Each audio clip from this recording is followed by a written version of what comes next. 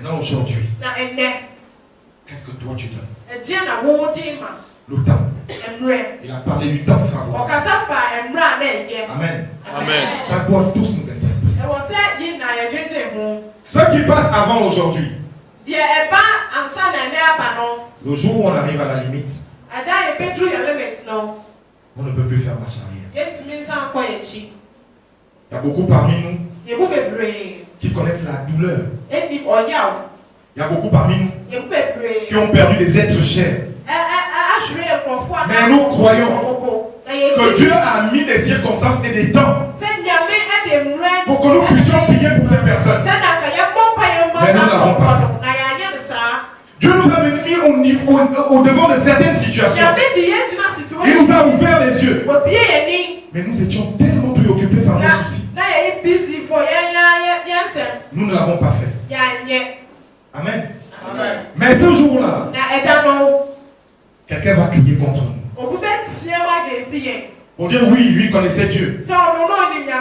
Mais à moi, il ne m'a jamais parlé de Dieu. Quelqu'un va témoigner contre toi. Pour dire que oui, il faisait. Mais il ne m'a jamais montré l'amour de Jésus-Christ. Quelqu'un va témoigner contre toi.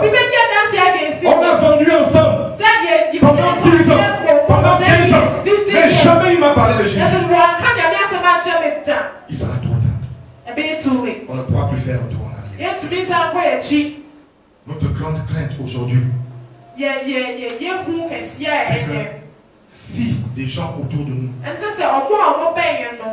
meurent dans cet état, notre responsabilité est mise.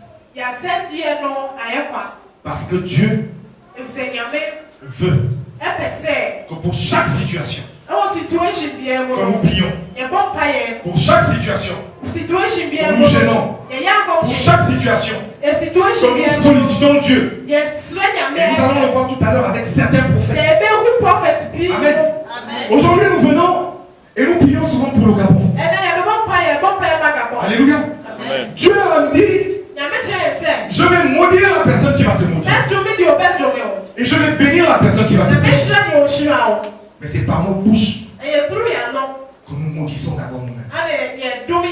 Nous qui sommes chrétiens. Essayons de revoir le temps. Dieu nous a donné le temps pour faire quelque chose. Si nous devons changer notre nation, si nous devons changer notre pays, si nous devons changer nos familles, on doit se comporter comme Abraham. Alléluia. Et c'est la mission que Dieu nous a donnée. Comment utiliser le temps? Dieu nous donne cette responsabilité. Alléluia. Chaque chrétien du ministère du vrai Saint, chaque chrétien ici, chaque chrétien doit normalement avoir le Saint-Esprit. Et le Saint-Esprit est en chacun de nous. La sensibilité que tu as, elle doit être pour les autres. Parce que quand tu mets tes genoux au sol, le ciel s'ouvre.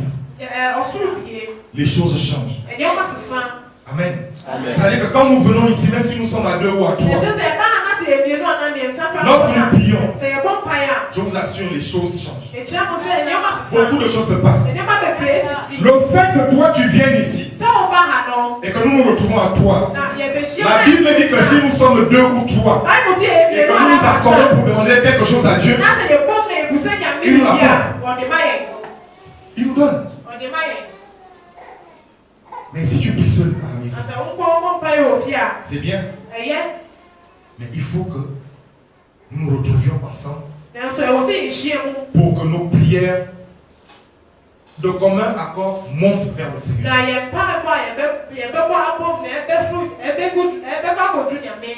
Amen. Il faut... Moi j'ai eu à l'esprit où l'esprit pouvait me dire que dans l'église, nous devons organiser des temps de prière. Vous savez, il y a beaucoup de problèmes. révèle lorsque nous sommes en prière. Il peut arriver que tu viennes de la maison, tu viens prier ici. Ce que tu avais dans ta tête pour prier, ce n'est pas la prière là que tu vas faire. Dieu va te permettre de prier pour moi. Dieu va me permettre de prier pour Isaac. Dieu va permettre à Isaac de prier pour une autre personne. Et cette somme de prière là, c'est ce qui fait la force de l'église. Amen. Parce que si toi tu ne penses pas à ton enfant, et que moi je pense à mon enfant, quand je veux prier pour mon enfant, Dieu est juste. Il sait que tu es là dans la salle. Et lui également, il va prendre le problème de ton enfant. Amen. Chacun de nous doit accorder un temps nécessaire pour l'œuvre de Dieu. Nous devons prier pour nos familles. Nous devons prier pour l'église. Nous devons prier pour les gens dans nos quartiers. Nous devons prier pour les gens dans nos pays. Et c'est cela la responsabilité que Dieu nous a donnée. Si nous ne le faisons pas, nous éliminons beaucoup de personnes devant nous. Amen. Amen. Et vous allez... On va lire un dernier texte qui est dans Éphésiens.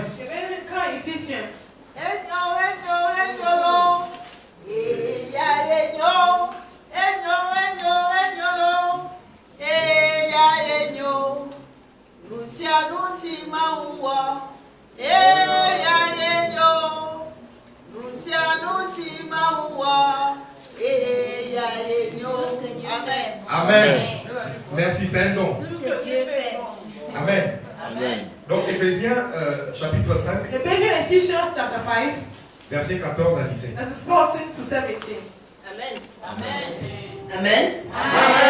Éphésiens 5, versets 14 à 17.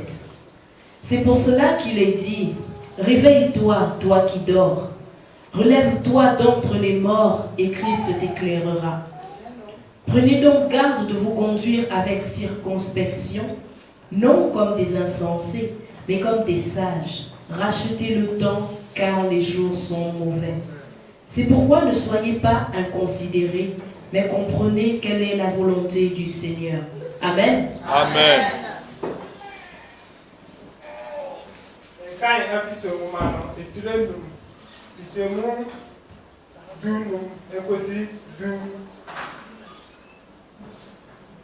Ekosi du nine. Tichemu du nine ekosi du sono. Etina ose wo a wada no nyane na sorry awugo na Kristo no bɛhyerɛn ama wo. Enti monhwɛ mo nantie yie. Ɛnyɛ sɛ wɔn a wɔnim nyansa na mbom sɛ anyansafoɔ. Monhwɛ mo adekyea yie ɛfiri sɛ nna yi yɛ n'abɔne. Yɛn nti monyɛ nipa a wɔni adwen na mbom monyɛ nipa a wɔhunu adeɛ a Awurade pɛ yie. Amen. Amen. Amen. Amen. Dieu a donné à chacun de nous des dons. Amen. Et dans Éphésiens, la Bible nous dit, c'est pour cela qu'il est dit, réveille-toi, toi qui dors. Amen. Dieu te dit, réveille-toi, toi qui dors. Quand Dieu te dit de prier, tu dois prier. Quand Dieu te dit d'aider, tu dois aider. Quand Dieu te dit de le servir, tu dois le servir. Et il te dit, réveille-toi, toi qui dors. Quand tu vas le faire, il dit, c'est lui-même qui va t'éclairer. C'est lui-même qui va te montrer comment marcher. La seule chose qu'il te demande, réveille-toi et obéis. Amen. Aujourd'hui, beaucoup dans l'église, nous dormons. Et vous allez lire dans le chapitre 16. Il dit, rachetez le temps. Car les jours sont mauvais. Amen. Amen. Rachetez le temps. Pendant longtemps, je suis resté endormi. Dieu me dit aujourd'hui, réveille-toi maintenant. Rachète le temps que tu as perdu. Fais quelque chose. Les jours sont mauvais. Amen. Amen. Quand nous regardons la situation aujourd'hui, jamais il ne se passe un jour dans l'union sans qu'on voit qu'on a agressé quelqu'un qu'on a agressé.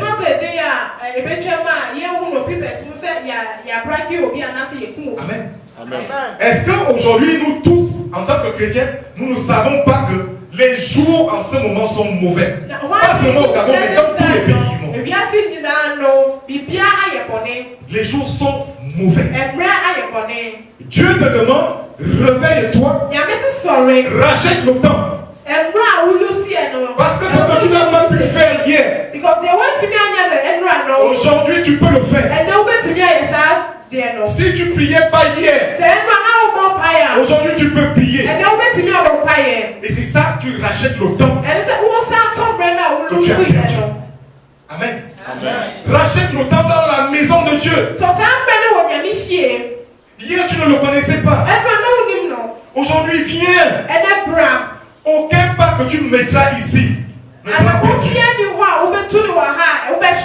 Rien de ce que tu feras pour Dieu ne sera perdu. Viens même t'asseoir. S'il faut juste acclamer, acclame. Parce que c'est en cela que Dieu va te récompenser. Amen. Amen. Dieu nous demande de racheter le temps. Dans nos familles, les temps sont mauvais. Avant, je pensais que dans la Bible, lorsqu'on dit que les gens sont mariés à l'église, qu'il n'y avait pas de divorce. Mais aujourd'hui, nous vivons des situations où tout le monde divorce même dans l'église. Les temps sont mauvais. Les temps sont mauvais. Aujourd'hui, quelqu'un tue pour l'autre pour 1000 francs. Les temps sont mauvais. Les enfants vendent les autres enfants. Les temps sont mauvais. Pour si peu, on peut l'empoisonner l'autre. Les temps sont mauvais. Dieu dit rachète le temps. Rachète le temps. Parce que c'est lui seul qui sait là où il nous amène. Alléluia. Amen. Alléluia. Amen. Et il dit, au dernier verset, il dit, c'est pourquoi ne soyez pas inconsidérés. Ça veut dire que ne soyez pas des gens qui vivent le jour, oula, oula. Quelqu'un qu'on ne considère pas. On ne te considère pas. L'argent ne va jamais faire en sorte qu'on te considère. Parce que les gens qui vont te considérer à cause de l'argent, ce sera de l'hypocrisie. Parce qu'ils savent qu'ils viennent de gagner quelque chose chez toi. Ils vont te considérer à cause de ça. Mais Dieu dit que ne soyez pas un inconsidéré. Mais par contre, si on te considère à partir de ce que Dieu te demande de faire, il rendra ton nom grand. Comme il a rendu le nom d'Abraham. Amen. Amen. Parce que par tes œuvres, tu ne seras pas là quand les gens vont parler. Les gens diront celui-là va vraiment toucher tout le monde sauf lui. Ce n'est pas parce que tu es un grand bagarreur. Ce n'est pas parce que tu as beaucoup de milliards. Mais c'est quand tu vas commencer à témoigner de l'amour de Christ dans la vie des gens. Quand la personne va sentir que celui-là, il ne m'aide pas parce qu'il veut quelque chose, mais il m'aide parce qu'il a un cœur d'amour. Cette considération-là, ça n'a pas de prix. Que tu sois là, que tu sois à l'étranger, peu importe où on va t'amener. Mais lorsque les gens vont prononcer ton nom, il y a toujours quelqu'un qui va se lever pour dire que non, ce monsieur-là, non, c'est quelqu'un qu'on doit mettre à part. C'est tu suis la volonté de Dieu, quand tu suis ce que Dieu te dit, c'est comme ça que Dieu rend ton monde grand. Amen. Rachetons le temps. Ne soyons pas des hommes inconsidérés. Ne soyons pas des hommes inconsidérés. C'est Dieu qui élève. Et ce Dieu veut que nous le connaissions. Amen. Amen. Parce que en chacun de nous, il a donné des dons. En chacun de nous, il a donné des dons. Et ces dons, nous devons les mettre au service des autres. Parce que aujourd'hui, à partir du moment où tu as entendu ce message, Dieu te donne l'opportunité ce matin de commencer à prier autrement. De commencer à prier autrement. De commencer à voir les choses d'une autre manière. De commencer à servir Dieu d'une autre manière. Amen. Aujourd'hui, ce matin, Dieu te donne l'occasion de reconnaître les occasions favorables pour les autres, pour toi-même, pour ta famille, pour ton travail. Et lorsque tu reconnais ces occasions, forcément Dieu va t'amener à piller. Et lorsque tu vas piller, tu vas voir des choses qui vont commencer à changer. Mais si tu changes les choses dans la vie de quelqu'un, tu changes les choses dans ta vie. Amen. Ce matin, Dieu te dit, apprends à reconnaître les occasions favorables.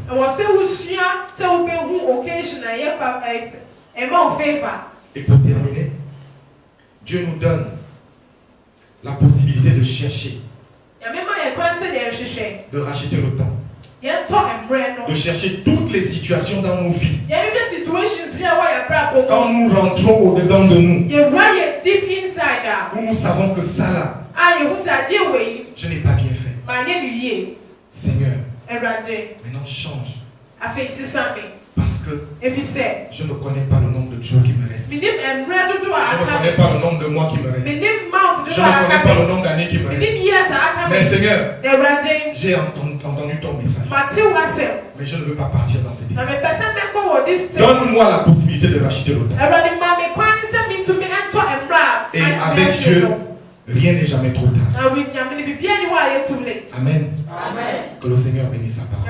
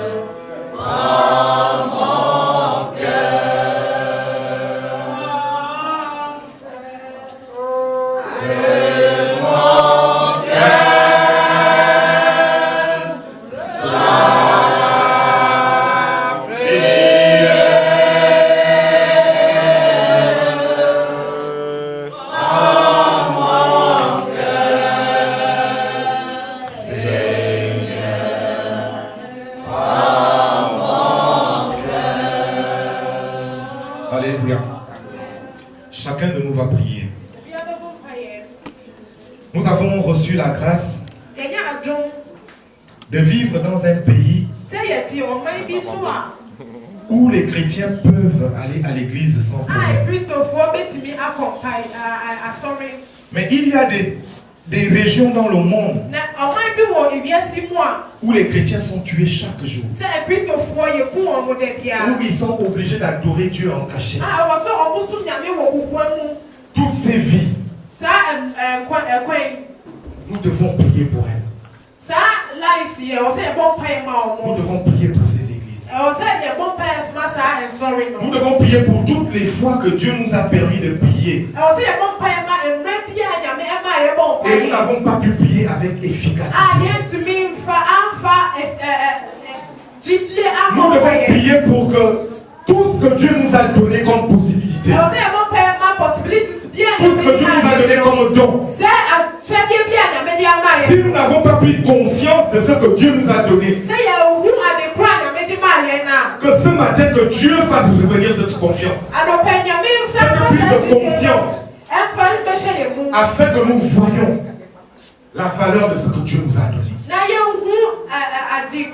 Si nous n'avons pas pu prier dans nos familles, pour les situations de conflit, pour les enfants qui sont abandonnés, pour les enfants qui sont dans la rue, que Dieu rachète le temps et que nous puissions prier pour ces enfants, et que nous puissions désormais fléchir les genoux pour eux. Si nous n'avons pas prié pour les situations d'infidélité dans nos maisons, pour les situations où nous n'avons pas rendu la gloire à Dieu, que ce matin, frères et sœurs, que chacun de nous lève son cœur devant Dieu et dire que Seigneur, c'est toi qui m'as donné le temps. Maintenant, le temps qui me reste, Seigneur, je veux mettre ça à profit pour reprendre là où je suis tombé, pour me relever de là où je suis tombé. Et en cela, je vais glorifier toi.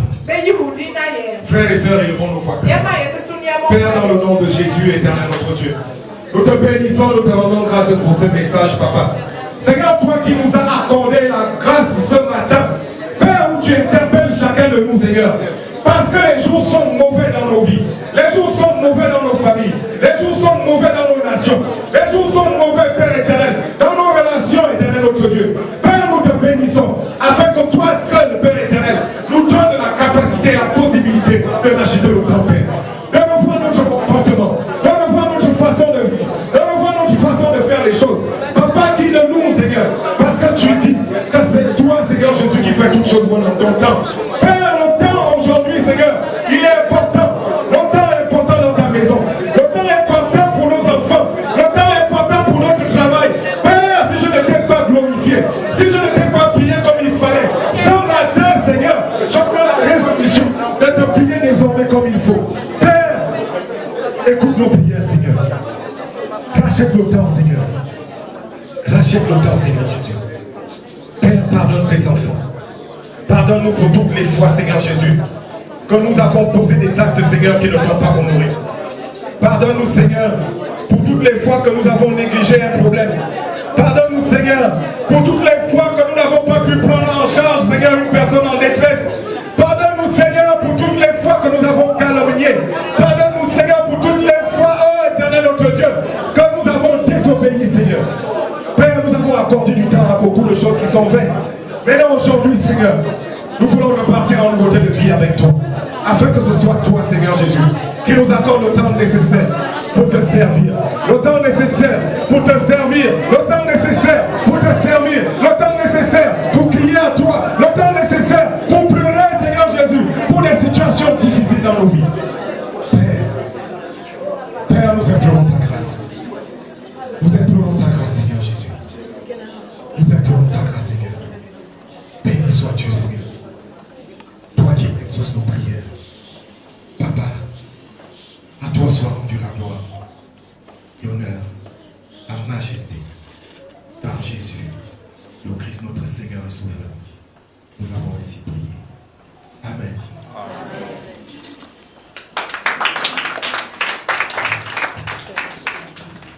Amen. Amen. Amen. Je vais dire une correction.